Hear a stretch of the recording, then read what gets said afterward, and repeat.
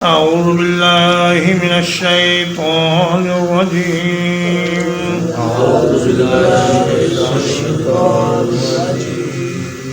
قل أرأيتكم إن أتاكم عذاب الله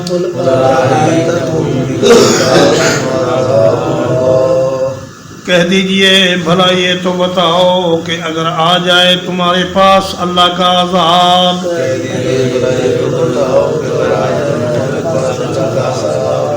او اتتکم الساعۃ یا آ جائے تمہارے پاس قیامت اغیر اللہ تدعون کیا تم اس وقت اللہ کے غیر کو پکارو گے ان کنتم صادقین اگر تم سچے ہو قل ارائیتکم اصل میں ہے ارائیتم انفسکم تمہارا کیا خیال ہے تمہاری کیا رائے ہے بھلا تم یہ تو بتاؤ کہ اگر تمہیں اللہ کا عذاب آ جائے یا اچانک وہ گھڑی آ جائے جس میں حساب و کتاب ہونا ہے ساعہ کا معنی گھڑی وہ لمحہ آ جائے جس میں مخلوق کو اللہ کے پاس اکٹھا کیا جانا ہے تو کیا تم اس وقت بھی غیر اللہ کو پکارو گے اگر سچے ہو تو بتاؤ مطلب یہ کہ انسان کی فطرت میں توحید شامل ہے جب آدمی خوشحالی میں ہوتا ہے اچھے حالات میں ہوتا ہے اس وقت وہ اپنے لیے بہت سے حاجت روا اور مشکل کشا بنا لیتا ہے اور جب مصیبت میں ہوتا ہے اور اسے یہ نظر آ رہا ہوتا ہے کہ اب میرا کوئی بھی معبود یا میرا کوئی بھی جھوٹا الہ یہاں مجھے بچانے کے لیے نہیں آئے گا تو پھر وہ اپنی فطرت کے تقاضے کے تحت صرف اللہ کو پکارتا ہے اور باقی سب کو بھول جاتا ہے یہی حال مشرکین مکہ کا بھی تھا کہ جب وہ سمندر میں یا دریا میں سفر کرتے اور کشتی ڈگمگانے لگتی تو سب کو بھول کر ایک اللہ کو پکارنے لگتے اور کہتے کہ اب یہاں اللہ کے سوا کوئی بچانے والا نہیں ہے لیکن افسوس یہ ہے کہ آج کے مسلمانوں کی فطرت اتنی مسخ ہو چکی ہے کہ وہ مصیبت میں بھی غیر اللہ کو پکارتے ہیں جب دیکھتے ہیں کہ بڑی سے بڑی مصیبت آ گئی ہے تو اس وقت بھی غوث اعظم کو پکاریں گے شیخ عبد القادر جیلانی سے مدد طلب کریں گے یا سید علی حجویری سے کہیں گے کہ اے داتا ہماری مدد فرما یا معین الدین چشتی رحمہ اللہ سے کہیں گے کہ میری کشتی پار کرو تو یہ دراصل ان کی حالت ان کفار و مشرکین سے بھی زیادہ بری ہے جو کم از کم مصیبت میں ایک اللہ کو پکارتے تھے اور اپنے باقی تمام الہوں کو بھول جاتے تھے بل ایاہ تدعون بلکہ تم صرف اسی کو پکارو گے فیکشف ما تدعون الیہ ان شاء تو ہٹا دے گا اس چیز کو جس کے لیے تم نے دعا کی ہوگی اگر چاہے گا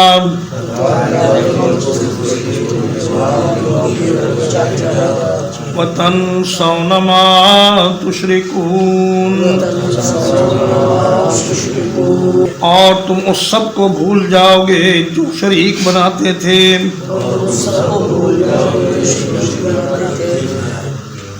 فرمایا حقیقت یہ ہے کہ جب مصیبت آئے گی تو تم سارے اپنے بتوں کو اور معبودوں کو چھوڑ کر ایک اللہ ہی کو پکارو گے اس لیے کہ تمہارے دل میں اس بات کا یقین ہے کہ اس مصیبت میں اللہ کے سوا کوئی ہماری مدد نہیں کر سکتا اور تم اپنے جھوٹے معبودوں کو اور باطل خداؤں کو سب کو وہاں بھول جاؤ گے اور ایک اللہ سے مدد طلب کرو۔ وَلَقَدْ أَرْسَلْنَا إِلَىٰ أُمَمٍ مِّن قَبْلِكَ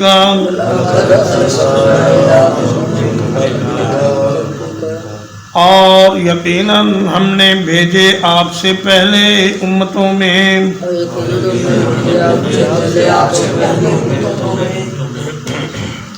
فَأَخَذْنَاهُمْ بِالْبَأْسَاءِ تو پکڑ لیا ہم نے ان کو تنگ دستی کے ساتھ،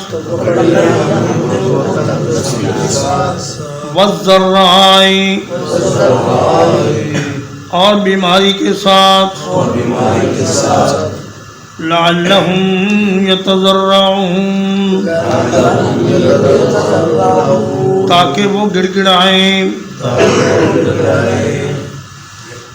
وَلَقَدْ أَرْسَلْنَا إِلَىٰ أُمَمٍ مِّن قَبْلِكَ، اس میں کچھ اضمار ہے، کچھ عبارت چھپی ہوئی ہے، اور وہ یہ ہے کہ وَلَقَدْ أَرْسَلْنَا إِلَىٰ أُمَمٍ مِّن قَبْلِكَ رُسُلًا، کہ اے میرے حبیب ہم نے آپ سے پہلے بہت سی امتوں کی طرف رسولوں کو بھیجا۔ آگے پھر اضمار ہے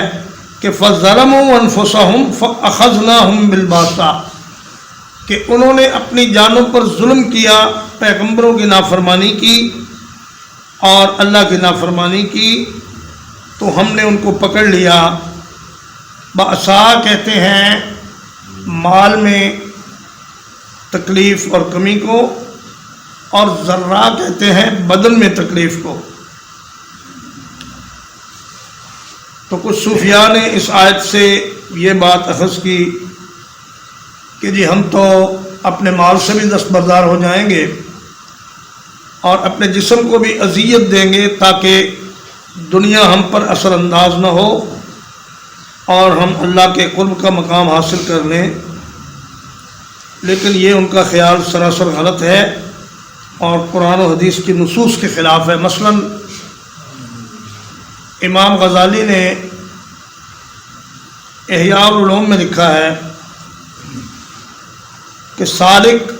اس وقت تک مکمل صوفی نہیں بن سکتا جب تک وہ اپنے سارے مال کو ایک پوٹلی میں جمع نہ کرے اور اس کو سمندر میں پھینک کے آ جائے اور پھر گوشہ نشین ہو کر ایک چادر میں لپیٹ لے اپنے آپ کو اور دنیا و ما فیہا سے کٹ کٹا کر اللہ کا ذکر کرے، تو پھر اس کو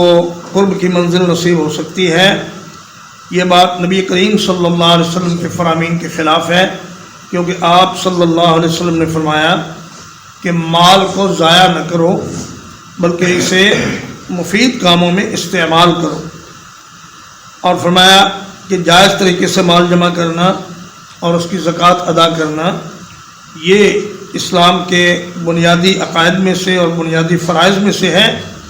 اور اگر مال سے دستبردار ہو جانا ہے تو پھر زکوٰۃ کس بات پر ہے؟ زکوٰۃ کا حکم یہ بات ظاہر کرتا ہے کہ مال جائز طریقے سے جمع کرنا جائز ہے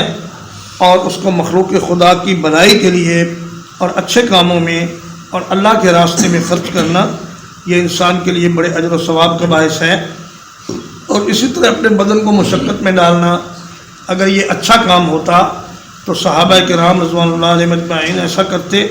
لیکن انہوں نے نہیں کیا، تو فرمایا قل من حرم زینۃ اللہ التی اخرج لعبادہ والطیبات من الرزق، اللہ نے جو خوبصورت لباس انسان کے لیے بنائے ہیں ان کو کوئی حرام نہیں کر سکتا، اور جو بہترین پاکیزہ چیزیں اللہ نے کھانے کے لیے بنائی ہیں ان سے اپنے آپ کو روک لینا یہ اللہ کی نافرمانی ہے۔ فرمایا کہ یا ایھا الرسل کلوا من الطیبات واعملوا صالحا، اے میرے رسولو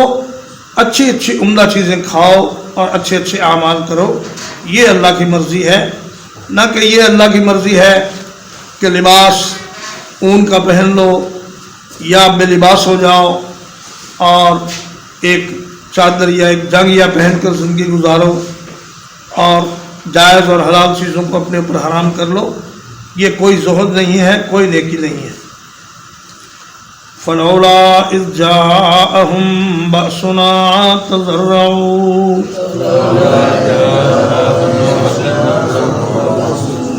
پس کیوں نہ جب آیا ان کے پاس ہمارا عذاب تو انہوں نے آہوزاری کی.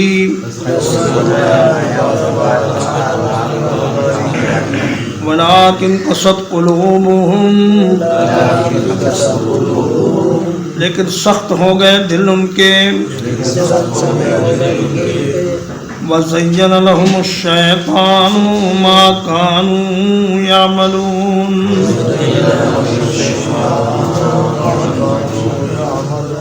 اور آراستہ کر دیا ان کے لیے شیطان نے جو اعمال وہ کیا کرتے تھے.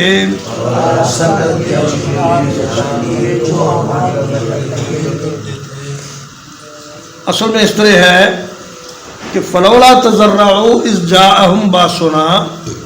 جب ان کے پاس ہمارا عذاب آیا تو انہوں نے اللہ کے سامنے آہوزاری کیوں نہ کی، گڑ گڑائے کیوں نہیں، اللہ کے سامنے سجدہ ریز کیوں نہیں ہوئے.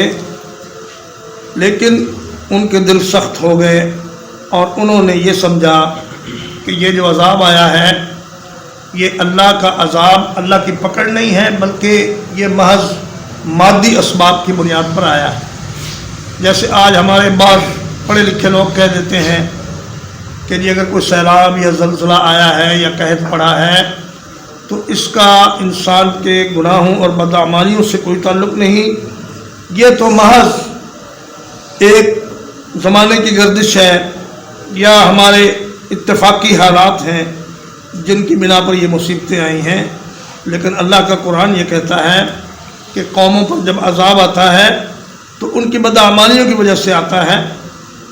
اور انہوں نے بجائے اس کے کہ وہ اللہ کے سامنے گڑ گڑاتے اور اپنے گناہوں سے باز آ جاتے،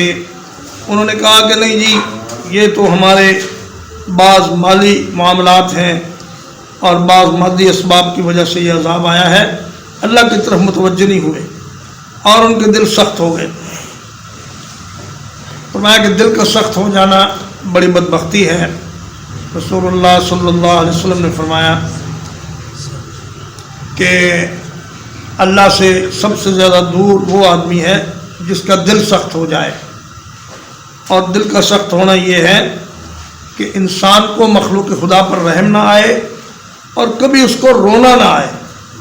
اور انسان جیسے بھی حالات دیکھے وہ اپنی اکڑ میں رہے اور اپنے آپ کو بڑی چیز سمجھے اور اللہ کے سامنے جھکنے کی اور اس کے سامنے گڑ گڑانے کی کوئی اہمیت اس کے دل میں پیدا نہ ہو. تو فرمایا شیطان نے ان کے برے کاموں کو ان کے سامنے مزین کر دیا اور وہ یہ سمجھنے لگے کہ جو کچھ ہم کر رہے ہیں یہی بہترین کام ہے. فَلَمَّا نَسُوا مَا ذُكِّرُوا بِهِ، پھر جب بھول گئے وہ چیز جس کے ساتھ یاد دلایا گیا تھا انہیں، پھر جب بھول گئے وہ چیز جس کے ساتھ نصیحت کی گئی تھی انہیں، فتحنا علیہم ابواب کل شیء، کھول دیے ہم نے ان پر دروازے ہر ایک چیز کے. فرمایا جب انہوں نے ہماری آیات کو اور ہمارے انبیاء کی تعلیم کو بھلا دیا تو پھر ہم نے استدراج کے طور پر ان پر زمین و آسمان کی نعمتوں کی بارش کر دی. بہترین فصلیں ہوئیں، اچھے کاروبار ہو گئے، مال مویشی بڑے اچھے ہو گئے. تو انہوں نے یہ سمجھا کہ اب اللہ ہم سے راضی ہے اور ہم جو کچھ کر رہے ہیں یہ ٹھیک کر رہے ہیں. اور آج اگر ہم بعض قوموں کو دیکھتے ہیں کہ وہ اللہ کی نافرمانیوں کے باوجود خوشحال ہیں تو اس کا سبب یہ نہیں کہ اللہ ان پر راضی ہے، بلکہ اس کا سبب یہ ہے کہ اللہ ان کو استدراج میں ڈھیل دے رہا ہے، مہلت دے رہا ہے، پھر اچانک ان کو پکڑے گا. حتی اذا فرحوا بما اوتوا، یہاں تک کہ وہ اترانے لگے اس پر جو عطا کیے گئے. अखज़नाहुम बग़ततन, तो पकड़ लिया हमने उनको अचानक, फ़इज़ा हुम मुब्लिसून, तो वो उस वक्त मायूस हो जाते हैं। फरमाया जब वो बड़े खुश हो गए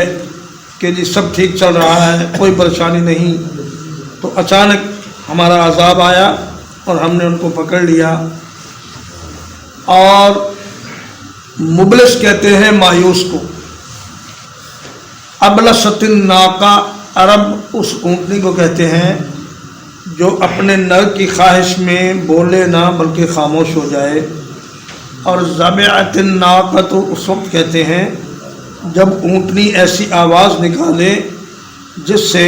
वो अपने नर के करीब जाने की ख्वाहिश का इजहार करे। तो इसी से है इबलीस,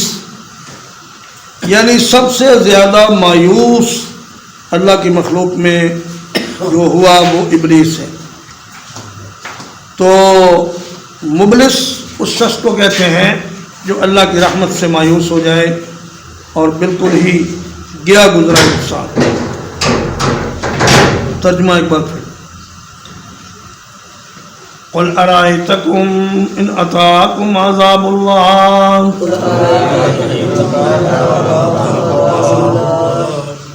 कह दीजिए भला ये तो बताओ अगर आ जाए तुम्हारे पास अल्लाह का अज़ाब,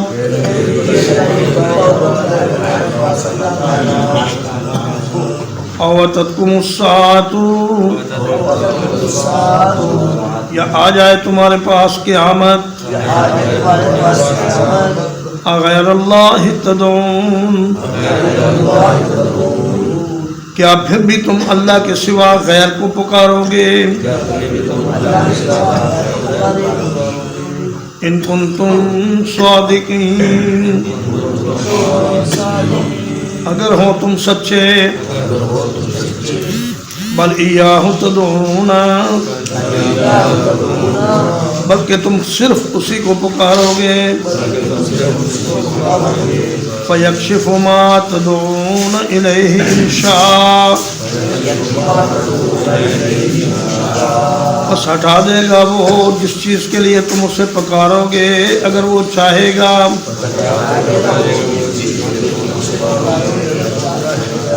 वतनसौन मा तुशरिकून,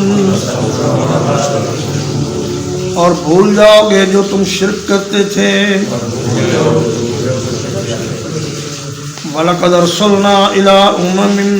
मिन क़ब्लिका, और यकीनन हमने भेजा बहुत से रसूलों को आपसे पहले, उम्मतों की तरफ। फ़अख़ज़नाहुम बिलबासाइ वज़्ज़र्राअ, बस पकड़ लिया हमने उनको तंगदस्ती और बीमारी के साथ।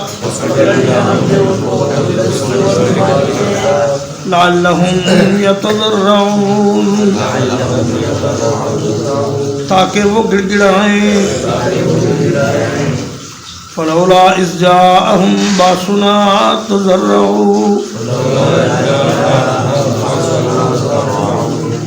बस क्यों ना जब आया उनके पास हमारा अजाब तो वो गिड़गिड़ाए। वलाकिन कसत कुलूबुहुम, लेकिन सख्त हो गए दिल उनके। वज़य्यन लहुमुश्शैतानु मा कानू यअमलून, और आरास्ता कर दिया उनके लिए शैतान ने उनके आमाल को। फलम्मा नसू मा ज़ुक्किरू बिही, बस जब उन्होंने भुला दिया उस चीज़ को जिसके साथ वो नसीहत किए गए थे।